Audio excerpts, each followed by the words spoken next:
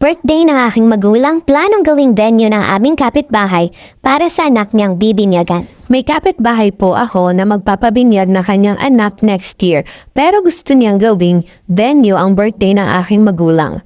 Nakiusap po siya sa akin na kung pwede daw bang isabay ang binyag na anak niya sa birthday ng papa ko para naman daw makatipid sila at dito na lang sa bahay papakainin ang kanilang mga bisita.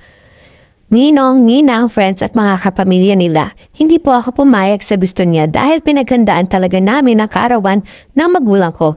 Nadalaga pa ako ng 4 na baboy at 2 panglitsyon. Pero gusto ng kapitbahay namin yung isa para na lang daw sa mga bisita nila.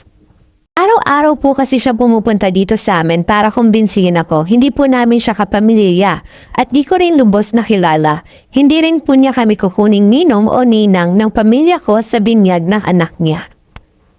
Pa-help naman po kung anong pwede kong gawin na hindi siya ma-offend sa sasabihin o gagawin ko. Maraming salamat po. At babasahin ko lahat ng comments niyo.